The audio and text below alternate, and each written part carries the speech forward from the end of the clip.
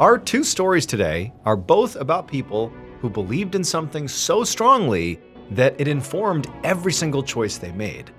And unfortunately for them, those choices led them down very dangerous paths. But before we get into today's two stories, if you're a fan of the strange, dark, and mysterious delivered in story format, then you've come to the right place because that's all we do, and we upload 2, 3, even 4 times every week. So if that's of interest to you, the next time the like button sneezes in public, instead of, politely saying, bless you, just scream, shut up! Also, please subscribe to our channel and turn on all notifications so you don't miss any of our weekly uploads. Okay, let's get into today's stories.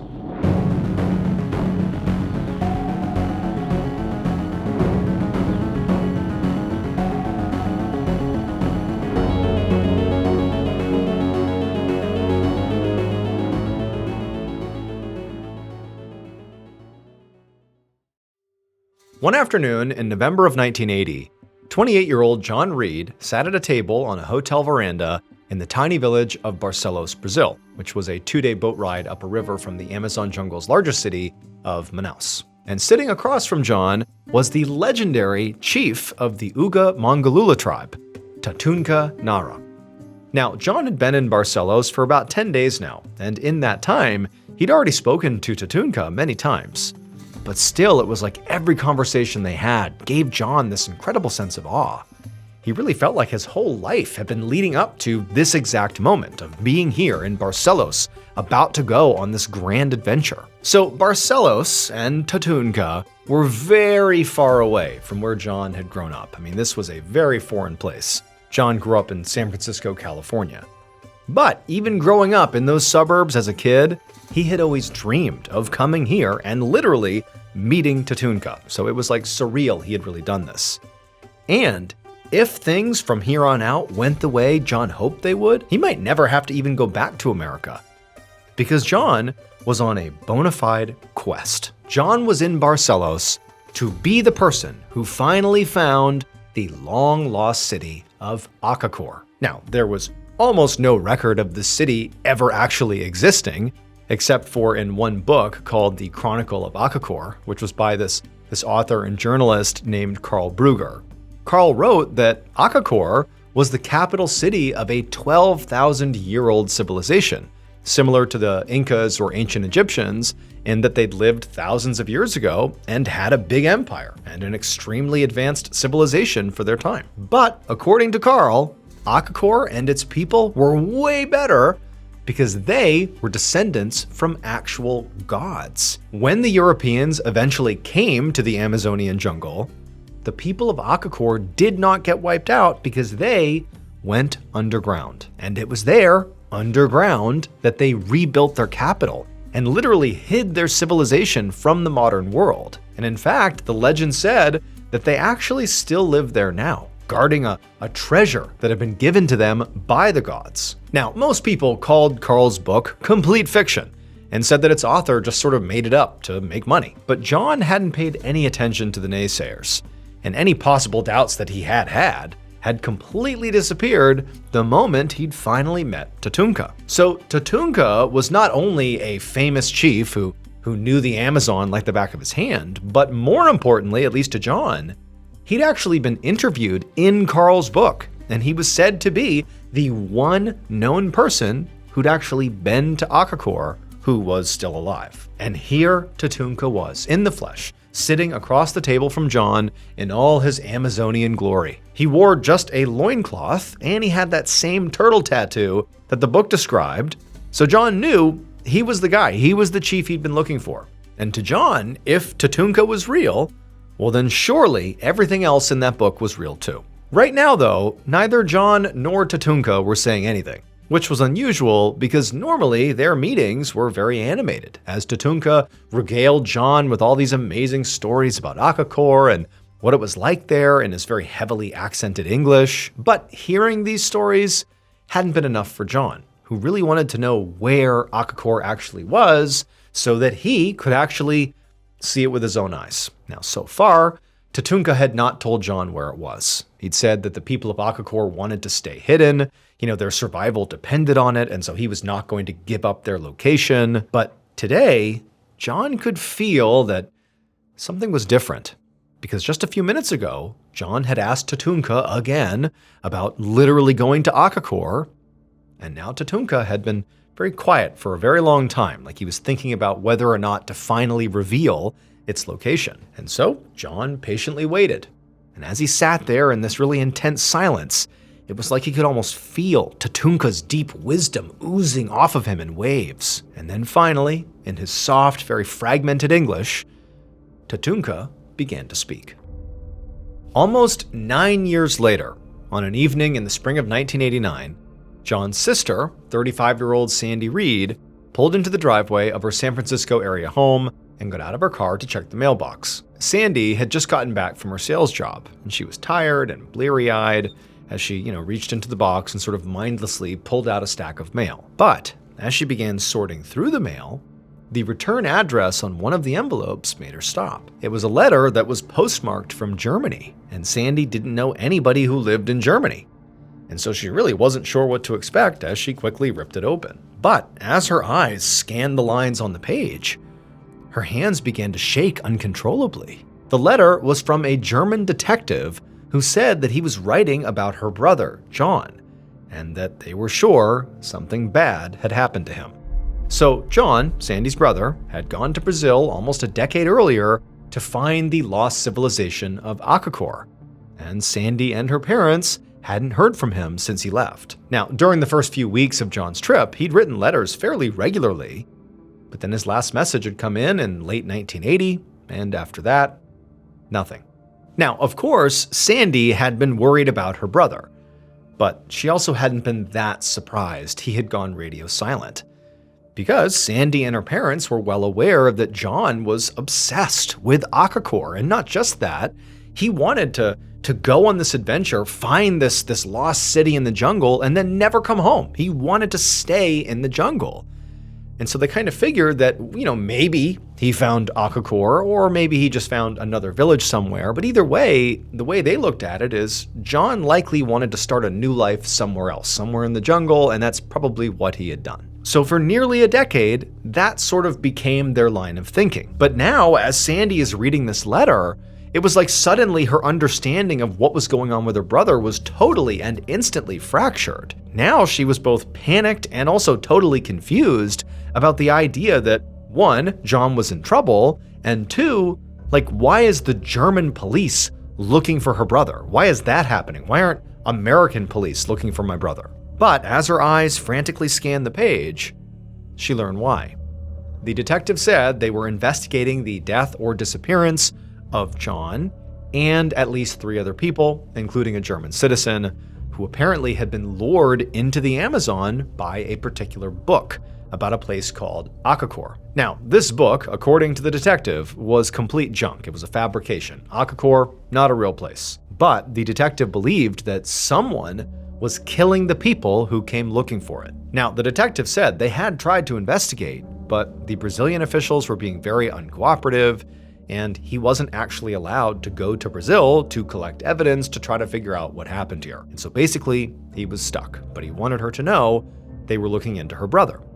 And so by the time Sandy finished reading this letter, she felt like, well, I have to do something. If the German police, if they can't go to Brazil, maybe I can.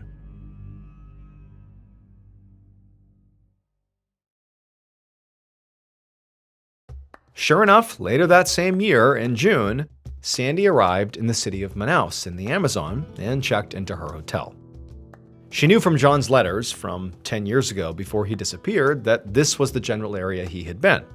And so her plan was, sort of roughly speaking, to search the city, turn it upside down, and see what she could learn. Now, obviously, this was a big undertaking. Manaus is a big place. But Sandy, at this point, was all in on this mission. Sandy didn't really know why. For 10 years, basically, she had no idea what happened to John, but it was like now, she felt like she was being called to do whatever she had to do to go find her brother. So she had quit her sales job, emptied her savings account, bought a flight here, and brought along a tape recorder, like an audio tape recorder, so that she would basically, not miss anything, talk to everybody and learn whatever she could and track it. And her plan basically was to just spend all her time interviewing locals, recording what they say, to try to figure out if anybody knew about John or Akakor. But almost as soon as she actually began doing this on the ground in Manaus, she realized how hard it was going to be. I mean, it had been almost a decade since her brother had gone missing.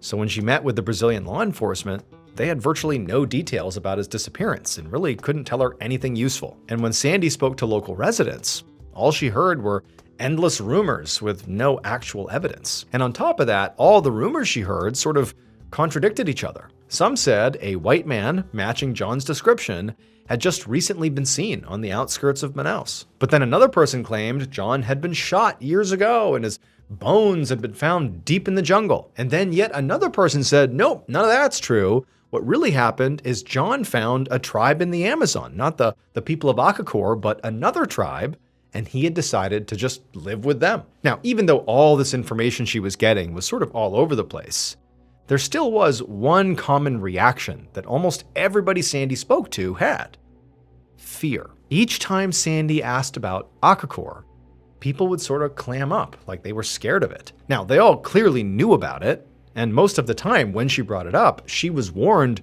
to sort of leave it alone, like don't talk about that, and that in some ways looking for Akakor could get her in trouble or even killed. So as the days wore on, Sandy just felt herself feeling more and more confused and anxious. And each night, as she laid in her hotel bed, she wondered if she should just give up, that this was impossible. But then it was like every night after she'd drift off to sleep, she would have a dream about John. It was like he was haunting her, and he would say to her in these dreams that Akakor was not what he thought it would be. So just about every morning when she woke up, she'd have this sort of refound sense of purpose, and she would continue to look for her brother. But it just kept going nowhere. However, during her last few days in Manaus, based basically on finances, like she was running out of money and would have to go home soon, during that time period, she heard another rumor. And that was that John had gone into the jungle to find Akakor, but he hadn't gone in there blind. A local chief named Tatunka had told John how to get there. Now, by this point, Sandy had spent 3 weeks in Manaus and its surrounding areas and really felt completely overwhelmed. I mean, she really hadn't made much progress anywhere. There was definitely a sense of fear around Akakor, and she was even starting to feel that like looking into this could potentially get her into trouble. And in many ways, hearing about this new person, Tatunka, whether they were real or not, it actually made her scared. She would love to learn what he knew, to go find Tatunka and see if he knew where her brother was. But there was also a part of her that just feared even pursuing this lead. It was like all of a sudden, Brazil just felt too overwhelming for her. And so after learning about Tatunka, Sandy's reaction was actually to pack up and leave. But after leaving Brazil, Sandy did not just, fly to California and give up on the search for her brother. She just decided to look for her brother sort of in a roundabout way. She had heard from a local in Brazil that there was a Swiss tourist who might have seen John in the jungle. And so after Sandy left Brazil, she went to Switzerland and spoke to this tourist. And then after speaking with that tourist, she flew to Germany and she met with that detective who had sent her the initial letter she got. But neither the tourist nor the German detective had any new information. So by the end of all that, Sandy still had no answers. And by this point, she also had no money.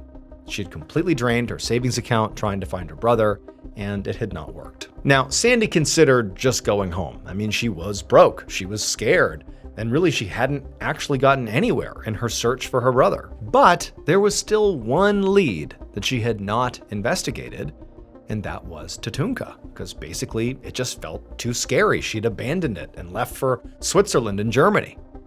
But Sandy felt like now, if she never went back to Brazil to speak with him, she would never get any real answers. It felt like Tatunka was the key, and she had been cowardly. She needed to go back there. She needed closure. So she went back to America, but she only stayed long enough to earn some quick cash cleaning houses so that she could finance another trip to Brazil. On June 21st, 1990, so about a year after she had made her first trip, Sandy did return to Brazil. She took a small plane to the village of Barcelos, which she had learned was where Tatunka lived. This time, though, she brought some backup with her, a documentary producer and also a reporter. She felt a lot safer coming here with a group, but also she did want to draw attention and resources to eventually help her with her brother's case. When they landed at the rundown airport, Sandy and her small team deboarded and walked straight into the tiny village. In the time that she had been back in America earning cash, Sandy had done some research on Barcelos. So she knew by now that Karl Brugger's book, The Chronicle of Akakor, the book that, John had been so interested in that led him on this quest, had really spawned an entire economy in Barcelos, since tourists came to talk to Tatunka and to try to find it. He was in Barcelos. But as far as Sandy could tell, the tourist boom had not done much for the village of Barcelos. It was dirty and the houses were all very rundown shacks. She'd read that only about 3,000 people lived there, and between all of them, they only had one phone. And so as the group wandered around looking for a friendly face to give them directions, Sandy spotted a woman who was hanging her laundry up on a line outside her home. So Sandy approached her and asked if she knew where Tatunka lived. And the woman immediately nodded, which Sandy expected, because Sandy had not just read up on Barcelos, she now knew a lot about Tatunka as well. And she knew that basically everybody in this area knew his name. He was a renowned chief who'd once led an expedition for the famous explorer Jacques Cousteau. And he was a hero too. One time, he had saved the lives of a dozen Brazilian soldiers after their plane had crashed in the Amazon. So the country's secret service was actually in Tatunka's debt. And also, of course, Tatunka was interviewed extensively in The Chronicle of Akakor, that book, and was the only known person who'd actually been to the city and knew its location. But more recently, Tatunka had settled into a quieter life and was running a hotel and giving boat tours to visitors along the Rio Negro. And so Sandy got directions to Tatunka's hotel from this woman, and as Sandy and her team began heading deeper into the village to go meet this guy, Sandy felt a mix of excitement and also fear. There was just something sort of heavy about finally meeting this guy. Eventually, the group came to what appeared to be a very isolated-looking hotel surrounded by a wooden gate. And inside of the gated area, up on the veranda of this hotel, was this very lean, shirtless man with a turtle tattooed on his chest. And Sandy knew immediately from the tattoo that that was Tatunka. As Sandy and her crew opened the gate and walked towards Tatunka, she pulled out a photo of her brother and held it up, along with, an explanation of why she was there. And Tatunka, at first, just kind of listened and watched as they approached him, but then as he began to hear what she was saying, he smiled, and in broken English, he told Sandy he was surprised she hadn't come sooner. But Sandy didn't return his smile, because as she stared at Tatunka, all she could think of was how wrong everything was. Tatunka's face, the way he spoke, the way he carried himself, none of it made any sense at all. It would turn out those dreams Sandy was having, where her brother John would appear to her and tell her that, Akakor was not like he thought it would be, it would turn out that was correct. Akakor didn't exist. However, it was not just a fake city created by that author, Karl Brugger, to sell his book. No, it was something much, much weirder than that. That whole book was based almost exclusively on the stories of Tatunka, the legendary Amazonian chief who Sandy was now meeting, in front of this weird hotel. But Tatunka, the man standing in front of Sandy, was not chief of anything. In fact, he wasn't even Amazonian. In reality, this man parading around as Tatunka was just some random German man named Gunther Hawk who had fled Germany for the Amazon to avoid paying child support to his ex-wife in the 1960s. But when he arrived in the Amazon, he wanted to blend in, but he didn't speak the language, and he had this heavy German accent. So what do? Well, he created a whole made-up story about a long-lost civilization that he supposedly descended from, Akakor. The Akakor story was designed by this guy just to keep him from having to pay child support. The problem was, the Akakor story, the legend he created, worked too well. Gunther managed to convince local and even national authorities that he was an actual indigenous person. And then, fatefully, he also convinced this writer, Karl Brugger, that he really was from this lost civilization and sort of inadvertently created an entire tourism industry based on Akakor. And so when Karl's book came out, Gunther found himself in a bind. To keep his tourist revenue stream afloat, he had to keep pretending that Akakor was real and he knew where it was, while also never letting anybody get there. And both Sandy and the German police believe that to protect this secret, Gunther killed any tourists who insisted on actually visiting Akakor, including Sandy's brother, John Reed. Gunther Hawk has never been charged with murder and denies ever hurting anyone. John Reed's body was never found. The author, Karl Brugger, was shot to death in 1984 in Rio de Janeiro, Brazil, and rumors still circulate about who killed him and why. And as of 2024, Gunther Hawk was confirmed to be alive and still living in Barcelos, and still insisting that Akakor is real. To this day, explorers still travel to Barcelos to try and find it.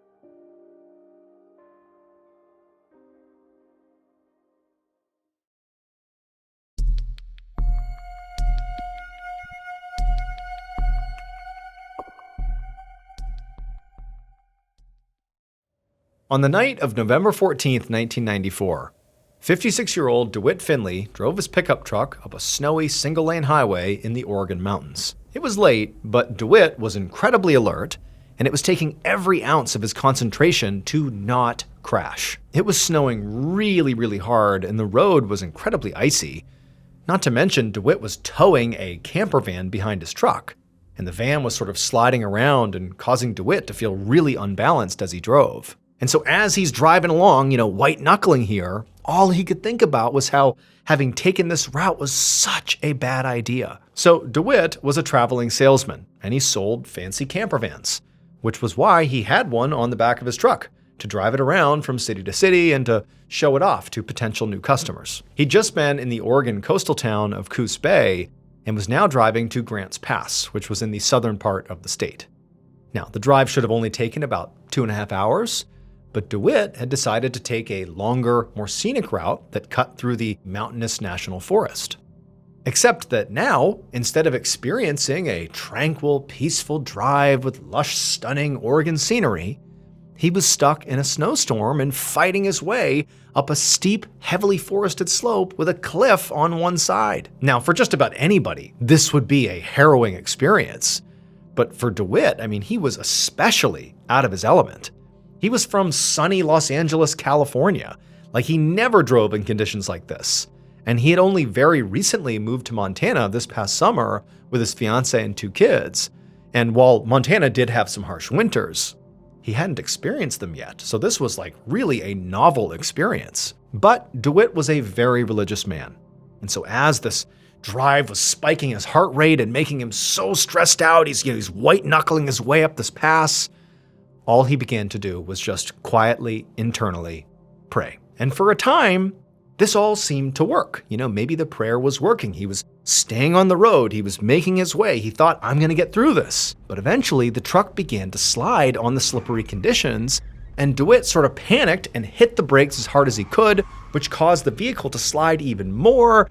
And then the next few seconds were just a blur of snow and darkness and trees. And then after what felt like an eternity where he's thinking, oh my God, I'm gonna go off the cliff, his truck slammed into a snowbank, keeping him from falling off the cliff. After that, everything went quiet and still. And for a moment, DeWitt just sat there, completely stunned. His heart was hammering in his chest and his whole body was vibrating with adrenaline. But after a few minutes, DeWitt calmed down enough that he was able to kind of assess the situation. Number one, he didn't go off the cliff. So that was a huge win. He survived. And then he checked himself out, and amazingly, he didn't appear to have any injuries. And also, from the inside, it seemed like his truck was okay too. Maybe he dinged up the outside, from hitting the snowbank, but it just seems like he slid off the road and he was basically okay. To DeWitt, this felt like a miracle. He immediately felt like all that praying he had done had worked. God was looking out for him and saved him. However, when DeWitt put his truck in reverse and attempted to drive out of the snowbank, his tires just spun. They couldn't get traction. And so he realized, yeah, I survived the crash, but I may not be able to move. And I am up in the middle of the wilderness of the Oregon mountains. It's snowing like crazy. What do I do? Also, it's the middle of the night. He doesn't have a phone, doesn't have a radio, so he has no way to call anyone for help. He also wasn't expecting to be stuck, by the side of the road, so he didn't have food or water or really any provisions. And he also hadn't seen another vehicle for a really long time. So he had no idea how frequently people use this road, especially in the winter. And also, he wasn't even supposed to be on this route. So if anybody went looking for him, they wouldn't look here. However, just as, panic began to overwhelm him, DeWitt took a deep breath, said another prayer. God had already saved him once, and DeWitt just had to trust that he would do it again. Somehow, DeWitt was able to calm down enough, maybe it was his faith, that he was able to sleep. However, when he woke up, it was clear, one, it's still snowing outside, but worse, it had been snowing clearly all night because his truck was now way more buried in snow. The snow literally made it all the way up to the edge of his window. It's like multiple feet of snow out there. And so DeWitt, he turned his car back on and he threw it in reverse again, seeing if maybe now he'd be able to back out, pretty unlikely, but as soon as he hit the accelerator, the tires clearly spun, he didn't move. Now, it was daylight, and so he's thinking, okay, maybe now I can look around and see a house, a building, or some sign of life somewhere in the distance, just to give me a sense of how close I am to other people. But when he looked out his window, all he could see in every direction were trees and snow. He actually couldn't even see the road anymore and had no idea where it was since he'd gotten all turned around during the crash. And so he's just like in this whiteout basically. And so DeWitt at this point was trying his best not to panic. And so instead he focused on, what do I have? What supplies do I have right now? And he sort of began looking around the inside of his truck. And he found he actually had a lot of useful stuff in here. There were some cushions and a sheet, so he could make a bed for himself to curl up in. And he could also use the truck's heater to keep himself warm and to melt snow for drinking water. He'd obviously just have to be, careful not to burn too much fuel. Also, DeWitt had the camper that was attached to the back of his truck, which you would think would be great for a situation like this. You can just live in the camper until you get rescued. Except DeWitt knew this was not really a real camper. It was a demo model. It was unfurnished, there was no heat, no supplies, nothing. It was really just a shell, so not that useful. But once DeWitt was done doing this mental inventory, even though in some ways he had basically realized, I have very little, he actually felt a sense of calm come over him. He felt like, what? I have enough to keep me alive for a while, and in that time, I'm gonna be found. And so he would just leave it up to God to save him once again. 2 days later, the storm finally let up. But even with the now clear weather, the snow didn't melt. And then soon after that, another storm came and dumped more snow and ice all over his truck. Also, during this time frame, DeWitt didn't see any other cars or trucks or plows. So he had a feeling that the road he had crashed on was now so clogged with snow, it wasn't even usable. But even though at this point DeWitt was extremely hungry, he had no food, it's been several days here, he also was warm and dry inside of his truck. And critically, he was also hydrated. He'd been drinking plenty of melted snow, so he was, surviving as best as he could. And then also, to ward off all the negative, intrusive thoughts about what could happen to him out here, DeWitt had begun to pass the time by meticulously crossing off the days in his yearly planning calendar and also writing letters. DeWitt always carried around pen, paper, and envelopes inside of his work bag, which he obviously had with him. So he had begun writing to the people he loved. His fiancée, his sons, and even to his boss to explain what had happened and why he had missed work. And in each letter, DeWitt did not sound scared or sad. In fact, if anything, he seemed rejuvenated. He seemed happy. He would reflect on how much love and joy was in his life and how lucky he was to have that. And he would tell the people he was writing letters to, like his fiancée and sons, that he really wasn't worried.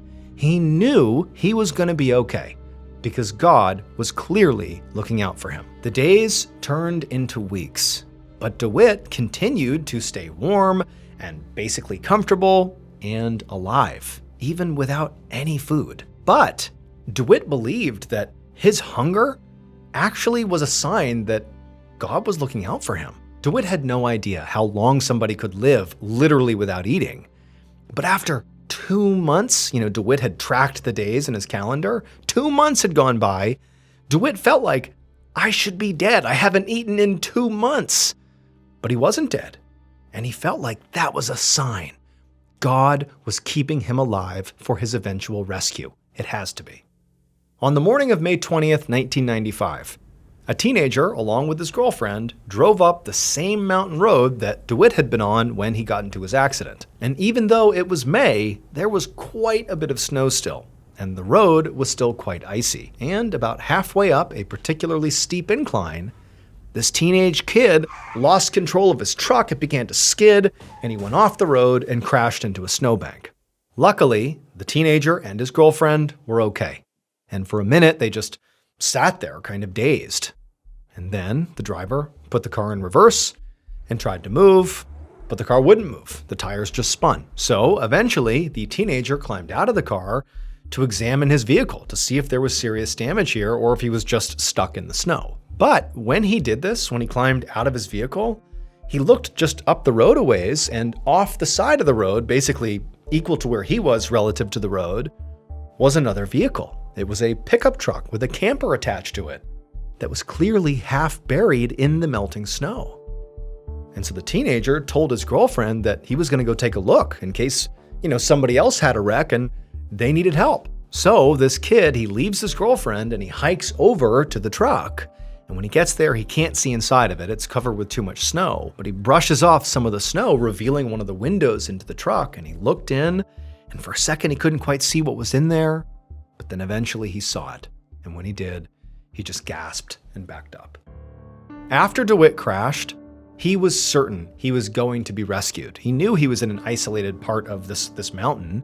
I mean, he clearly knew that, but he really believed that God was going to save him. He felt like it was God who kept him from going off the cliff, and now God was going to intervene and save him, that somebody was going to show up and rescue him, effectively because of God. So because of that belief, because of how strongly he believed that, DeWitt did not get out of his truck. I mean, he got out maybe to use the bathroom, but for the most part, he stayed in his truck. And unfortunately, had he just gotten out and really looked around, he would have seen there was actually a paved path that, due to the way the winds whip on that side of the mountain, the snow doesn't stick to the ground. And so even with a huge snowstorm, he would have seen a black paved path going down the mountainside, and he could have walked it down to civilization, and it would have saved him. But DeWitt was so convinced that if he just waited here, somebody would save him because God was going to save him again, he just didn't leave his truck. And then when he began to feel that incredible ache from the starvation, the fact that he wasn't dying, months in with no food, it sort of built that resolve inside of him that clearly God has a plan. Clearly, I should be dead right now and I am not. I need to maintain faith and I'm going to be saved. And in many ways, that's beautiful. It's poetic in some ways. But it ultimately led to his death. That teenage driver who happened to get into a car accident up on that mountain road, who then saw the truck and the camper, well, that was obviously DeWitt's truck and camper.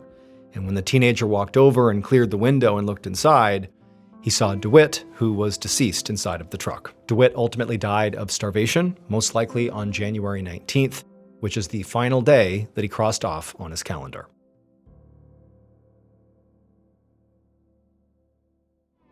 Thank you so much for watching today's episode. Let me know what you thought of it in the comments below. And remember, we have a whole playlist of Places You Can't Go episodes ready for you to binge right now. So go ahead and click here and give them a watch. All right, until next time, see ya.